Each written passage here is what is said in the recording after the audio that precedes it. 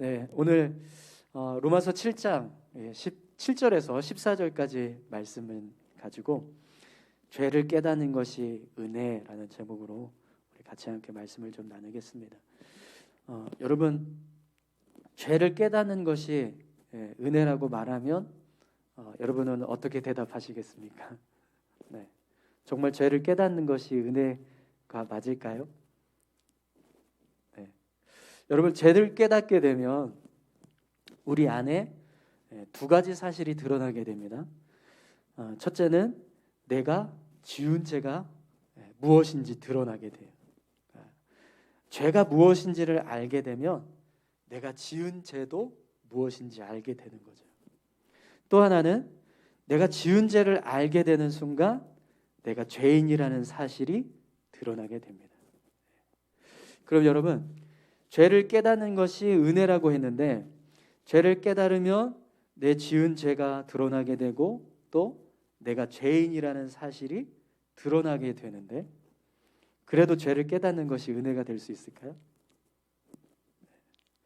여러분, 우리는요 누군가에게 나의 죄가 드러나는 걸 굉장히 싫어합니다. 그래서 누군가 나의 잘못을 지적하거나 평가하면 굉장히 기분이 상하고 또 때로는 화를 내기도 해요. 뿐만 아니라 누군가 나의 죄를 알아서 그 죄 때문에 나를 죄인 취급하는 그런 경우가 생긴다면 그런 행동을 하는 사람을요 우리는 굉장히 미워하고 증오할 겁니다. 그럼 여러분, 우리가 왜 나의 죄를 지적하고 평가하는 사람들에 대해서 기분이 상하고 화가 날까요? 내 죄를 드러내기 때문에. 또 나를 죄인 취급하는 사람이 있다면 그 사람을 왜 미워하고 증오하게 될까요?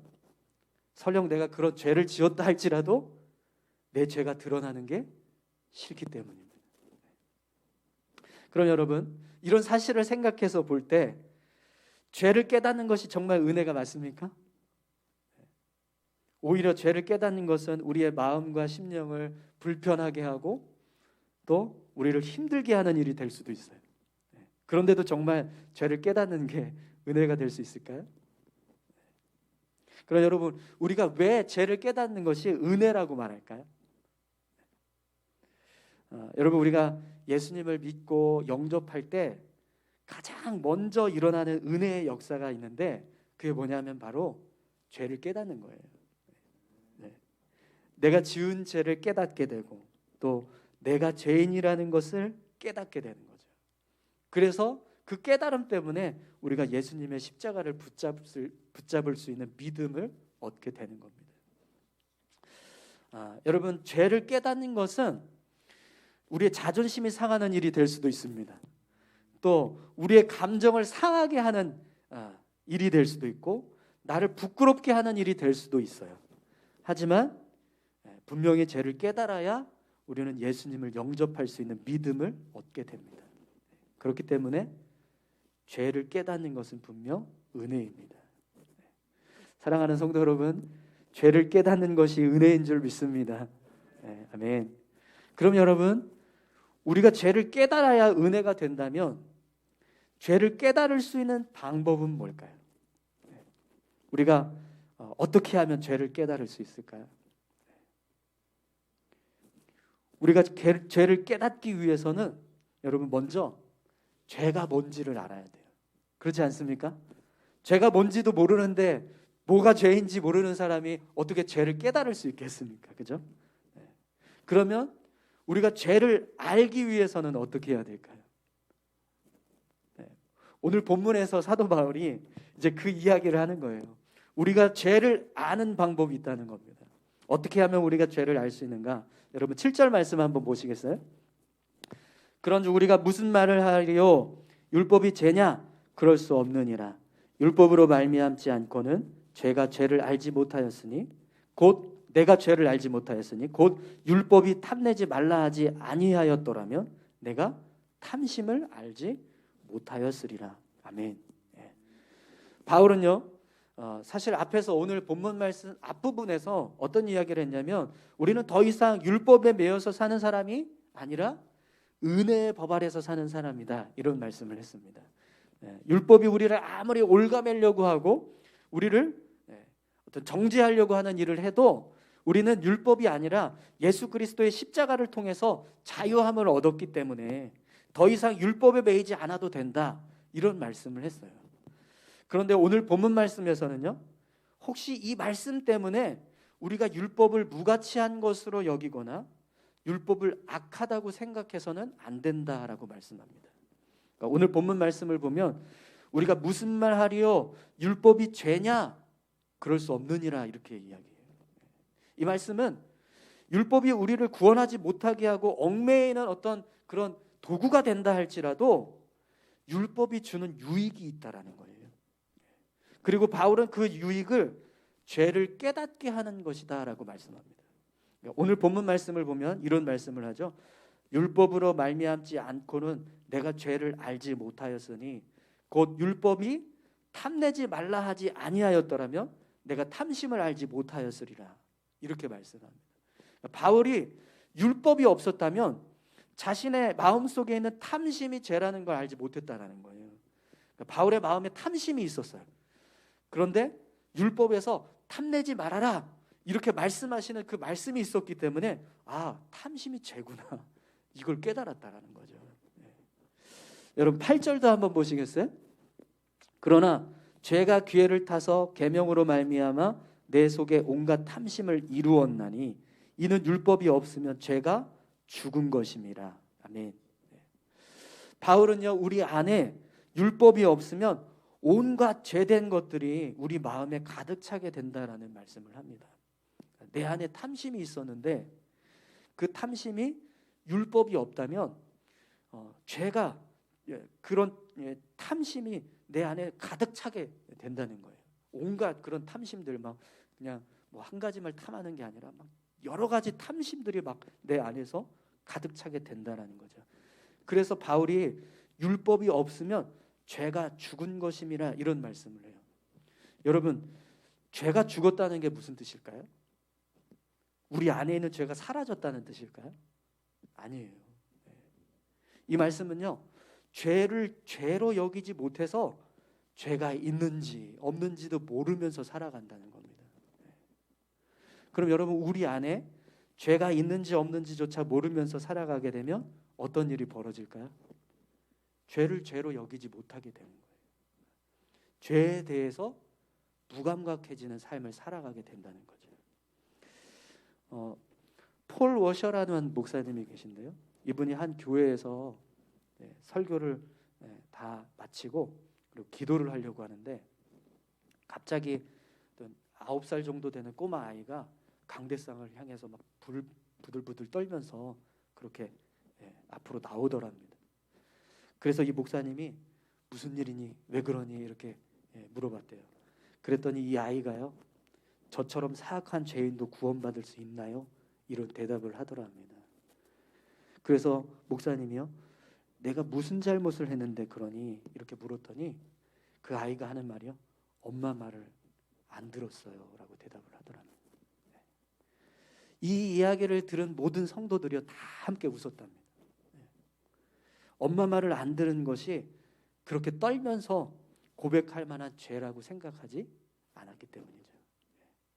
그런데 그때 폴 워셔 목사님이요, 성도들에게 이렇게 말했답니다. 여러분, 웃지 마십시오. 지금 주님께서 무슨 일을 하고 계신지 아십니까? 하나님께서 이 아이를 통해서 우리 모두가 가져야 할 죄에 대한 태도를 말씀하고 계십니다. 엄마 말을 듣지 않는다는 이 아이의 작은 죄도 심판을 받아서 예수님으로부터 영원히 분리된 채 지옥에 갈 수 있는 죄가 될 수 있다는 사실을 우리에게 지금 말씀해 주고 계신 겁니다. 이렇게 이야기를 했답니다. 여러분, 우리는요, 뭐 고작 엄마 말 듣지 않는 게 무슨 죄가 되겠냐, 이렇게 생각할 수 있어요. 그런데 우리가 그렇게 생각하는 이유는요, 죄에 대해서 너무 무감각하기 때문이라는 겁니다. 죄를 구분하고 분별하지 못하는 우리의 무지함이 이런 반응을 보이게 한다는 거죠. 그런데 여러분, 죄는요, 아무리 작은 것이라도 우리의 영혼을 죽게 해요. 로마서 6장 23절은 죄의 삭은 사망이요라고 말씀했어요. 죄는요, 죽음이라는 거예요. 죄는 어떤 큰 죄가 있고 작은 죄가 있고 이렇게 구별되는 게 아니라는 거예요. 우리는 죄를 많이 지어야 지옥에 갈 수 있다 이렇게 생각하는데 그게 아니라는 겁니다. 그냥 작은 죄 하나라도 그 죄가 하나만 있으면 그 죄 때문에 우리가 지옥에 가야 한다는 거예요. 여러분, 아담과 하와가 하나님께 범죄했을 때 수많은 죄를 지었습니까? 아니죠. 한 가지 죄를 지었어요. 한 가지 죄. 하나님께서 선악과를 따먹지 말라라고 하셨던 그 말씀에 불순종하는 죄. 근데 그 죄 때문에 어떤 결과가 일어났죠? 모든 인간이 죄가 됐어요.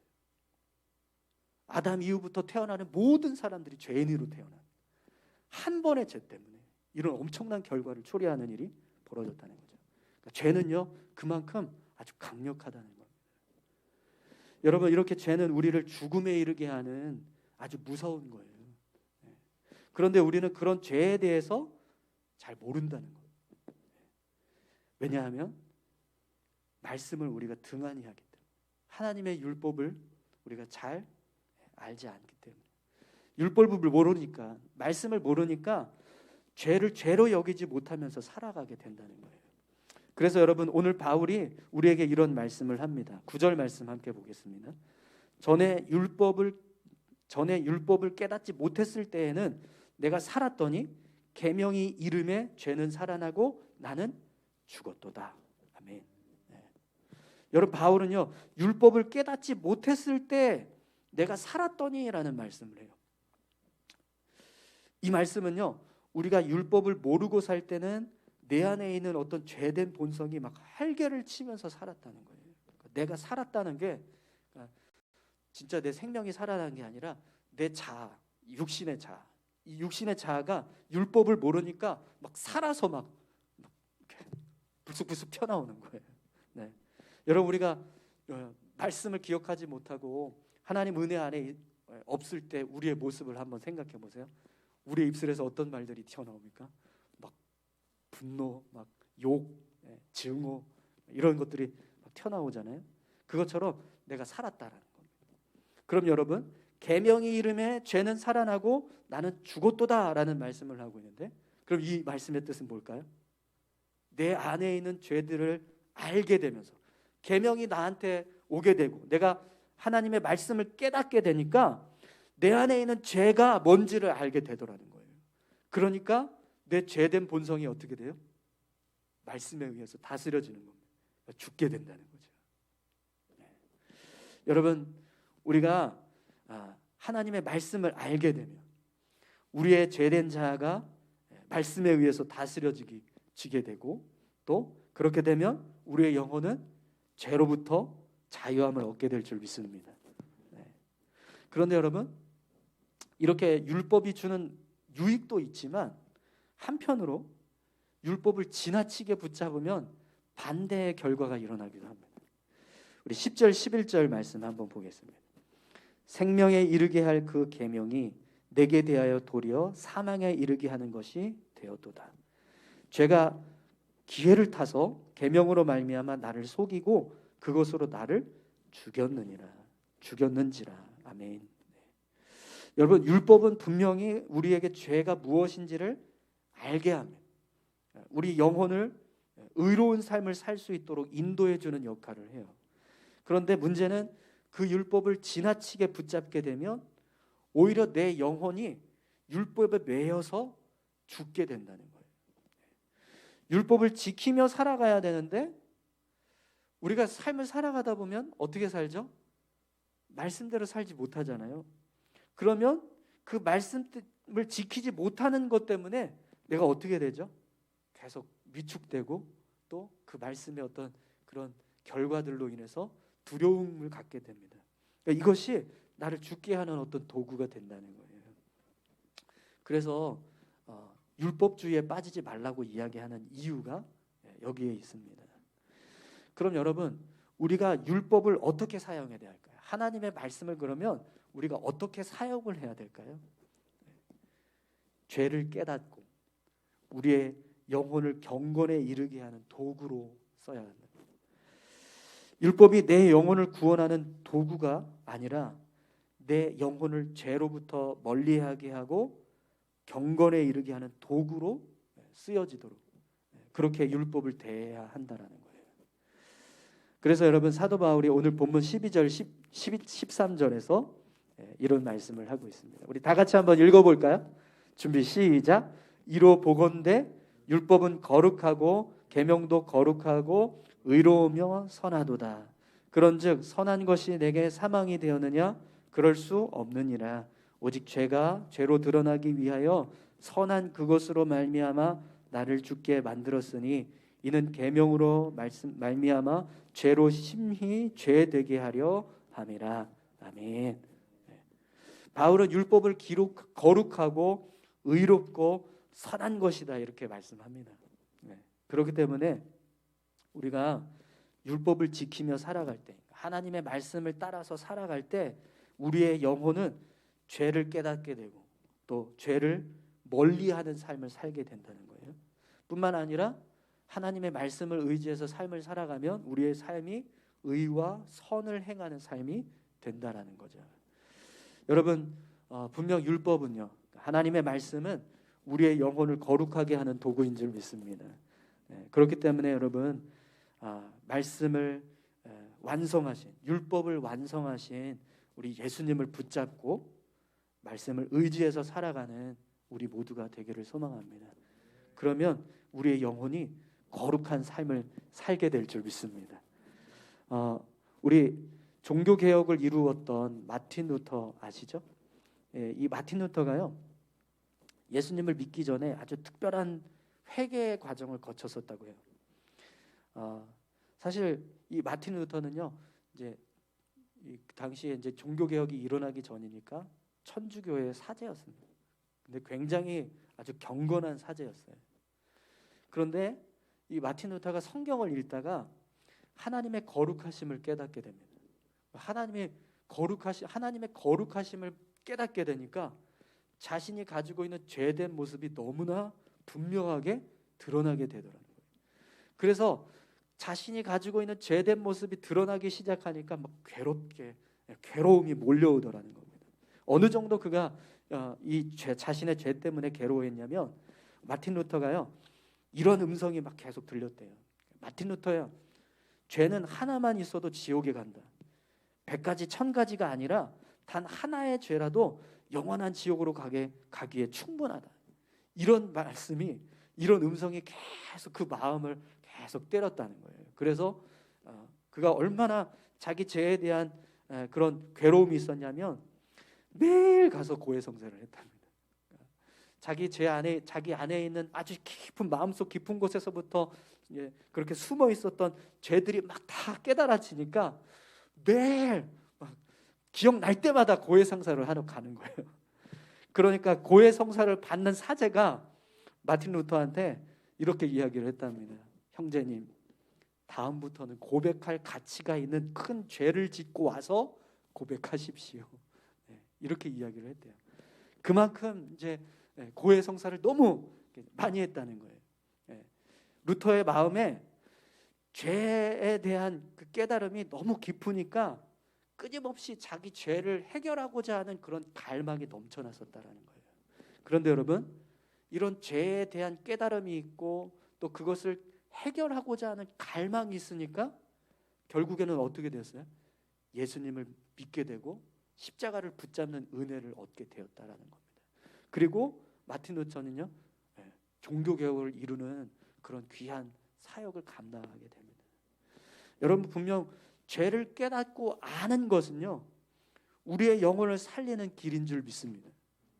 그렇기 때문에 우리가 하나님의 말씀을 더 가까이 해야 우리의 삶에 무엇이 죄인지 무엇이 선한 것인지를 알게 될 줄 믿습니다. 오늘 본문에서 14절 말씀을 보면 바울이 이런 고백을 합니다. 우리 같이 한번 읽어볼까요? 14절입니다. 우리가 율법은 신령한 줄 알거니와 나는 육신에 속하여 죄 아래 팔렸도다. 이 고백이 뭐냐면 여러분, 율법이 거룩하다라는 걸 내가 안다는 거예요. 율법이 정말 나를 거룩하게 하고 내 영혼을 신령하게 할 수 있는 선한 것이라는 걸 내가 아는데 근데 나는 그런 율법을 제대로 지키지 못하면서 끊임없이 넘어지고 있는 어떤 죄에 묶여 있는 것 같은, 그런 육신에 속해 있는 것 같은 내 모습이라는 겁니다. 그러니까 사도 바울은요, 자기 자신이 얼마나 연약한 죄인인지를 지금 고백하고 있는 거예요. 율법을 지키고 싶고 그 말씀대로 살고 싶은데 내 삶은, 내 육신은 여전히 죄에 머물러 있고 또 그 말씀대로 온전히 살지 못하는 연약한 모습이라는 거죠. 그러니까 그걸 갈등하고 있는 사도 바울의 모습을 지금 그가 고백하고 있는 겁니다. 그런데 여러분, 이런 갈등이 있어야 우리가 예수님을 더 붙잡게 돼요. 내가 죄인이라는 걸 계속 끊임없이 알아야 내 죄를 해결하실 수 있는 분이 십자가를 지신 예수님이라는 사실을 알 수 있게 되지 않겠습니까? 그러니까 사도 바울이요, 내가 죄인이라는 것을 더 깊이 깨달으면서 십자가를 붙잡고 살아가는 믿음의 삶을 살 수 있었다라는 거죠. 여러분, 이런 자신의 죄됨을 깨닫고 죄를 깨닫게 될 때 우리는 십자가를 붙잡는 은혜 가운데 나아가게 될 줄 믿습니다. 아까 처음에도 말씀을 드렸지만 죄를 깨달아야 그리스도인의 은혜, 구속의 은혜가 시작이 돼요. 할렐루야. 네. 그렇기 때문에 여러분, 죄를 깨닫는 건 은혜입니다. 그럼 그 죄를 깨닫게 하는 말씀도 우리에게는요, 은혜인 줄 믿습니다. 그 말씀을 더 가까이 하고 또 말씀의 삶을 살아갈 때 우리의 연약함과 부족함을 깨달아서 우리가 더 예수님을 붙잡고 믿음으로 살아가게 되는 그런 귀한 삶을 우리가 살게 될 줄 믿습니다. 오늘 저와 여러분들이 그런 믿음의 삶을 다 살아가실 수 있기를 축원합니다. 우리 다 같이 함께 기도하실까요? 하나님, 죄가 죄인지도 모르고 내가 어떤 죄를 지으며 살고 있는지도 모르고 또 내가 얼마나 연약하고 내가 얼마나 부족한지도 모른 채 그저 삶을 살아가고 있는 그런 모습이 되지 않게 하여 주십시오. 내 안에 있는 죄가 깨달아지게 하시고 내가 어떻게 죄를 지으며 살고 있는가 깨달아질 수 있게 도와주십시오. 우리가 하나님의 말씀을 더 가까이 할 때마다 우리 안에 있는 죄가 깨달아지게 하시고 또 나의 죄된 삶이 깨달아지게 하실 줄 믿습니다. 하나님, 말씀을 의지하며 살아갈 수 있는 우리 모두가 되게 도와주십시오. 죄들을 깨닫고 그 죄를 회개하며 하나님 앞에 설 수 있는 우리 모두가 되게 해달라고 여러분이 같이 함께 다 같이 기도하시겠습니다. 하나님 아버지 감사합니다. 하나님, 우리 안에 정말 주홍같이 붉은 죄가 있는데도 불구하고 우리가 그 죄를 깨닫지 못하고 전혀 알지 못한 채 살아간다면 그것이 얼마나 불행한 일이겠습니까? 그러나 주님의 말씀을 우리가 가까이 할 때마다 주께서 우리에게 말씀을 주실 때마다 그 말씀이 우리 안에 있는 죄된 모습 또 우리가 살아가고 있는 죄악된 모습 깨닫게 하시고 우리를 주님 앞으로 더 가까이 나아갈 수 있도록 인도하실 줄 믿습니다. 아버지 하나님, 오늘 우리에게 죄를 깨달을 수 있는 은혜를 주시옵소서. 주의 말씀을 더 가까이 함으로 주의 말씀을 의지해서 살아감으로 우리가 주님 앞에 거룩한 모습으로 온전히 설 수 있는 하나님의 백성들 될 수 있게 주님 도와주시옵소서. 주의 말씀이 우리의 심령 가운데 들려지게 하시고 그 말씀을 통하여 깨달아서 하나님 앞으로 나아갈 때 주님 우리의 영혼이 살아나게 하실 줄 믿습니다. 감사합니다. 하나님, 죄를 깨닫는 것이 은혜인 줄 믿습니다. 하나님, 말씀을 통해서 우리의 심령을 직시할 수 있는 은혜를 주십시오.